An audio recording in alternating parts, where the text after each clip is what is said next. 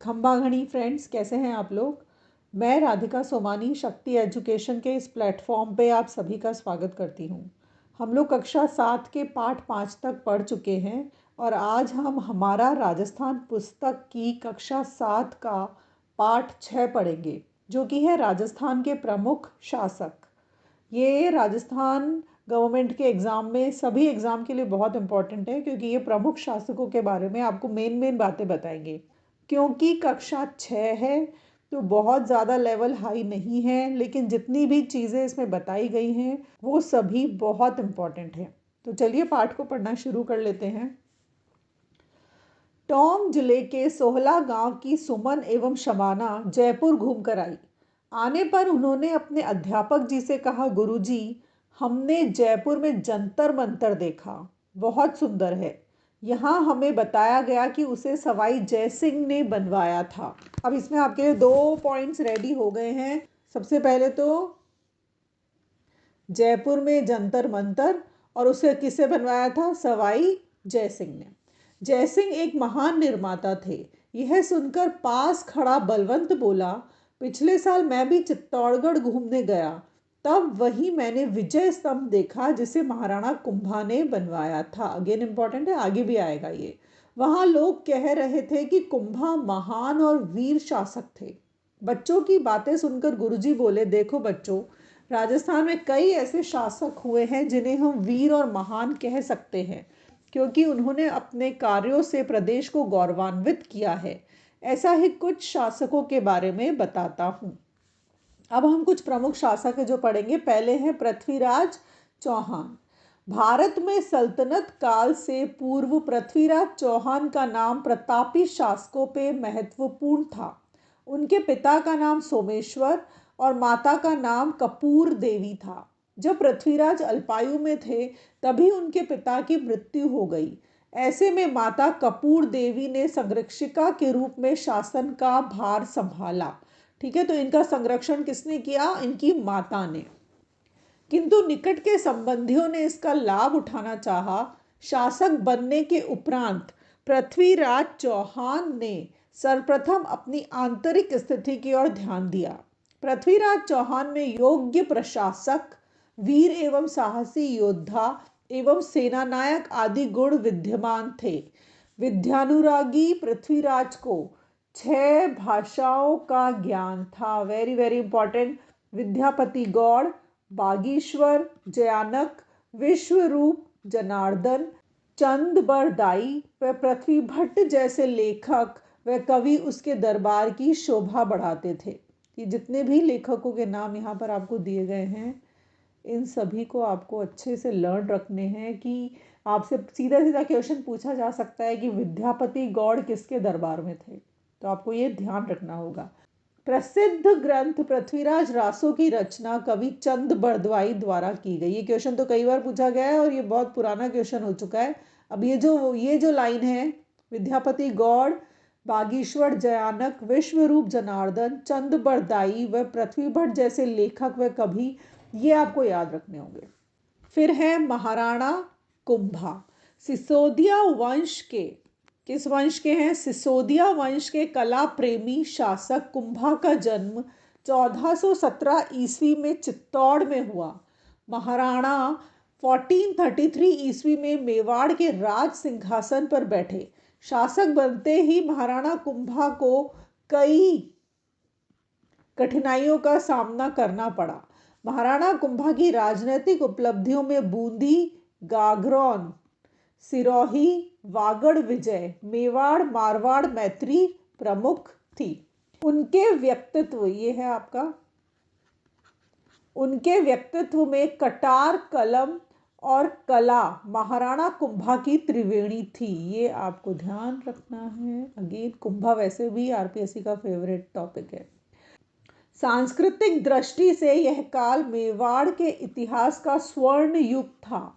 मेवाड़ में स्थित 84 दुर्गों में से 32 दुर्ग कुंभा द्वारा निर्मित हैं। हर एक लाइन, हर एक वर्ड बहुत बहुत इम्पोर्टेंट है।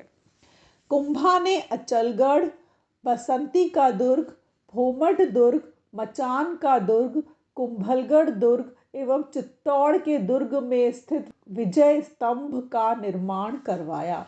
ये क्वेश्चन ये ऑलरेडी आरपीएससी पूछ चुका है। बसंती का दुर्ग, भोमट दुर्ग, मचान का दुर्ग का निर्माण किसने करवाया?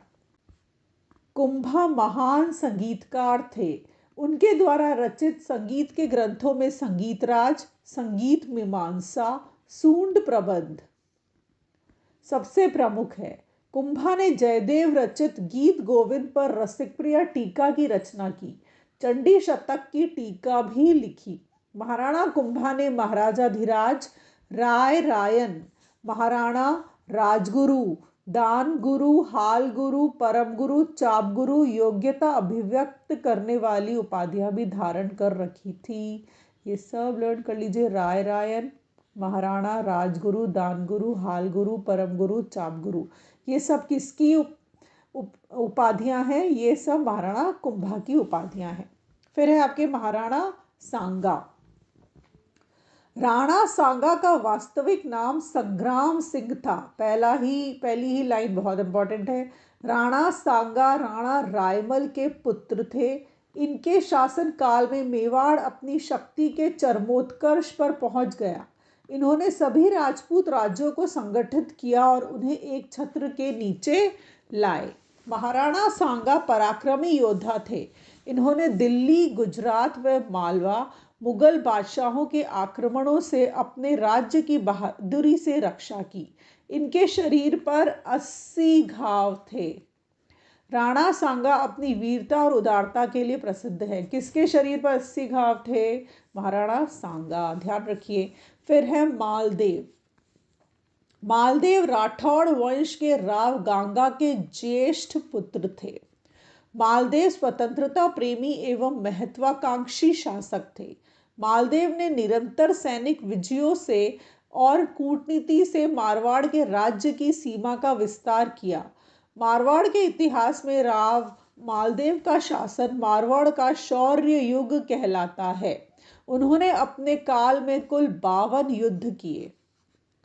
इनका एक साथ छोटे बड़े 58 परगनों पर अधिकार रहा। सर्वप्रथम भाद्राजून को जीता। इसके बाद नागौर, मेड़ता, सिवाना, बीकानेर पर मालदेव ने विजय प्राप्त की। मालदेव ने सोजत दुर्ग, मालकोट दुर्ग मेड़ता, पोकरण दुर्ग का निर्माण करवाया। 1562 ईस्वी में मालदेव का देहांत हो गया। मालदेव को फारसी इतिहासकारों ने हशमत वाला शासक, ताकतवर के नाम से पुकारा। तो हशमत वाला शासक के नाम से कौन प्रसिद्ध है? मालदेव। और इनको इस नाम से किसने पुकारा? फारसी इतिहासकारों ने। फिर है महाराणा प्रताप। महाराणा प्रताप उदय सिंह के ज्येष्ठ पुत्र थे। इनका जन्म 9 मई 1540 को कुंभलगढ़ में हुआ। इनकी माता का नाम जयवंता बाई था। राणा प्रताप का राज्याभिषेक 28 फरवरी 1572 ईस्वी को हुआ। शासन ग्रहण करते ही उन्हें अनेक कठिनाइयों का सामना करना पड़ा, जैसे मुगल शासक अकबर की मेवाड़ पर अधिकार करने की इच्छा, मेवाड़ की आर्थिक एवं सैन्य शक्ति को सुदृढ़ करना, भाई जगमाल का रूठकर अकबर की शरण में जाना आदि। महाराणा प्रताप ने मुगल शासक अकबर की अधीनता स्वीकार नहीं की। महाराणा प्रताप ने संकट काल में भी कृषि और वनों के विकास का प्रयास किया। इन विषयों पर विश्व वल्लभ जैसी पुस्तक भी लिखवाई। उन्होंने मानवाधिकारों का हमेशा पोषण किया। महाराणा प्रताप अपनी वीरता और युद्ध कला के लिए जाने जाते हैं। उन्होंने अपने व्यक्तित्व से मेवाड़ के प्रत्येक व्यक्ति को मातृभूमि की स्वतंत्रता के लिए सब कुछ न्यौछावर कर देने वाला महान योद्धा बना दिया। फिर है महाराजा राय सिंह। राय सिंह के बारे में पढ़ेंगे हम लोग। बीकानेर के राव कल्याणमल के बड़े पुत्र राय सिंह का जन्म 20 जुलाई 1541 ईस्वी को हुआ। 1574 ईस्वी में रायसिंह का राज्याभिषेक हुआ। रायसिंह ने अपने रण कौशल से गुजरात, काबुल, कंधार एवं दक्षिण भारत के अभियानों को सफल बनाया। ये अपनी दानशीलता के लिए प्रसिद्ध थे। इसी खूबी के कारण उन्हें राजपूताने का कर्ण भी कहते हैं। राय सिंह ने बीकानेर के सुदृढ़ जूनागढ़ दुर्ग का निर्माण करवाया। इन्होंने किले के भीतर एक प्रशस्ति लिखवाया जिसे राय सिंह प्रशस्ति कहते हैं। विद्यानुरागी महाराज राय सिंह ने राय सिंह महोत्सव एवं ज्योतिष रत्नमाला जैसे ग्रंथों की रचना की। फिर है मिर्जा राजा जय सिंह। कछवाहा वंश के जय सिंह 1621 ईस्वी में आमेर की राजगद्दी पर बैठे। जय सिंह ने मुगल बादशाह जहांगीर, शाहजहां एवं औरंगजेब के विभिन्न सैनिक अभियानों में उत्तरदायित्व का निर्वहन किया। आमेर का शासन संभालते ही जहांगीर ने उन्हें सर्वप्रथम अहमदनगर के मलिक अंबर के विरुद्ध अभियान पर भेजा। शाहजहां ने 1639 ईस्वी में जयसिंह को मिर्जा राजा की उपाधि से विभूषित किया। अब ये भी अगेन एक क्वेश्चन बन रहा है कि जयसिंह को मिर्जा राजा की उपाधि किसने दी? ये शाहजहां ने दी। औरंगजेब ने जयसिंह को दक्षिण भारत में शिवाजी के विरुद्ध भेजा। अगेन इंपॉर्टेंट लाइन है कि जयसिंह को दक्षिण भारत में शिवाजी के विरुद्ध किसने भेजा? तो ये औरंगजेब ने भेजा। फिर है मिर्जा राजा जयसिंह वीर सेनानायक और कुशल राजनीतिज्ञ होने के साथ ही साहित्य और कला प्रेमी भी थे। मिर्जा राजा जयसिंह के राजकवि बिहारी ने 1662 ईस्वी में बिहारी सतसई की रचना की। जयसिंह के अन्य दरबारी रामकवि ने जयसिंह चरित्र की रचना की। 2 बुक्स आपकी यहाँ कवर हो गई है। फिर है महाराजा जसवंत सिंह। जसवंत सिंह का जन्म दिसंबर 1626 ईस्वी में बुरहानपुर में हुआ। पिता गज सिंह की मृत्यु के पश्चात जय सिंह का राज्याभिषेक किया गया। मुगल बादशाह शाहजहां ने जसवंत सिंह को महाराजा की उपाधि दी। फिर याद रखिएगा, मुगल उत्तराधिकार युद्ध में जसवंत सिंह पहले शाही सेना शाहजहां के साथ थे, परंतु बाद में आमेर शासक जयसिंह के कहने पर उन्होंने दौराई के युद्ध में औरंगजेब का साथ दिया। अगेन इंपॉर्टेंट है कि किसके कहने पर जसवंत सिंह ने औरंगजेब का साथ दिया? तो मिर्जा राजा जयसिंह के कहने पर। औरंगजेब ने जसवंत सिंह को अपने राज्य का विभिन्न क्षेत्रों में भेजा। जसवंत सिंह ने दक्षिण भारत में औरंगाबाद के निकट जसवंतपुरा कस्बा बसाया। जसवंत सिंह अच्छे साहित्यकार थे। इन्होंने आनंद प्रकाश, सिद्धांत बोध, भाषा भूषण, प्रबोध चंद्रोदय आदि ग्रंथों की रचना की। फिर है महाराजा राज सिंह प्रथम। 1652 ईस्वी में महाराणा जगत सिंह के पुत्र राज सिंह मेवाड़ के शासक बने। राज सिंह ने मुगल उत्तराधिकार युद्ध में औरंगजेब का साथ दिया, परंतु औरंगजेब की नीतियों ने राज सिंह को उसका विरोधी बना दिया। औरंगजेब के कारण ब्रिज से गोवर्धननाथ श्रीनाथ जी की मूर्ति को लेकर आए गोस्वामी भक्तों को राज सिंह ने शरण दी। सिंघाड़ नाथद्वारा में श्रीनाथ जी की मूर्ति और द्वारिकाधीश की मूर्ति कांकरौली राजसमंद में स्थापित कर वहां मंदिर बनवाया। उदयपुर में अंबा माता का मंदिर और अनेक जल स्रोत बनवाए। कांकरौली में राजसमंद झील बनवाई जो अपनी कलात्मकता के लिए प्रसिद्ध है। इस झील पर रणछोड़ भट्ट द्वारा संस्कृत भाषा में लिखित प्रशस्ति को 25 शिलाओं पर खुदवाया गया है।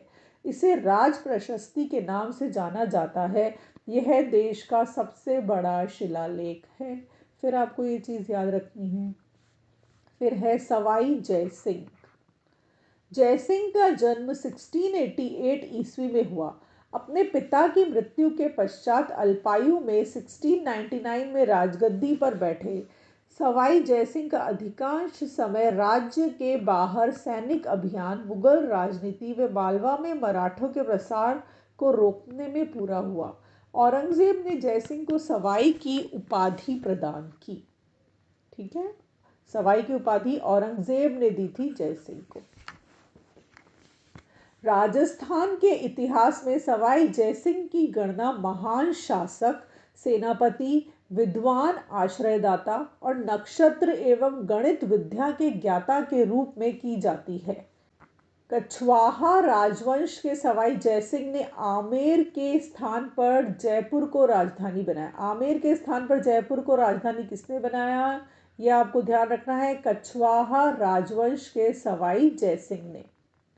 सवाई जयसिंह ने 1725 ईस्वी में नक्षत्रों की गति की गणना करने के लिए एक शुद्ध सारणी का निर्माण करवाया, जिसका नाम तत्कालीन मुगल बादशाह के नाम पर मोहम्मद शाही रखा। सवाई जयसिंह के समय में ज्योतिष विद्या पर जयसिंह कारिका नामक ग्रंथ लिखा गया। ज्योतिष यंत्रों पर अनेक ग्रंथ भी इसी दौरान लिखे गए, जिनमें सिद्धांत सम्राट, यंत्रराज आदि प्रमुख हैं। सवाई जयसिंह ने ज्योतिष के अध्ययन के लिए जंतर मंतर नाम से 5 वेधशालाएं बनवाई थी, जो है जयपुर, दिल्ली, मथुरा, बनारस और उज्जैन में। फिर है महाराजा सूरजमल। महाराजा सूरजमल भरतपुर के शासक थे। इनके पिता बदन सिंह ने अपनी अस्वस्थता के कारण अपना राजपाट इन्हें सौंपा। जब मुगल साम्राज्य एवं अन्य राज्य अवनति की ओर जा रहे थे, तब मुगलों, मराठों और राजपूतों से गठबंधन का शिकार हुए बिना ही सूरजमल ने अपनी योग्यता से भरतपुर राज्य का विस्तार किया एवं गाजियाबाद, रोहतक, झज्जर, आगरा, धौलपुर, मैनपुरी, हाथरस, बनारस, फर्रुखनगर इलाके जीत लिए। सूरजमल वीर सेनानायक, चतुर कूटनीतिज्ञ और कला प्रेमी के साथ एक मानवीय दृष्टिकोण वाले शासक थे।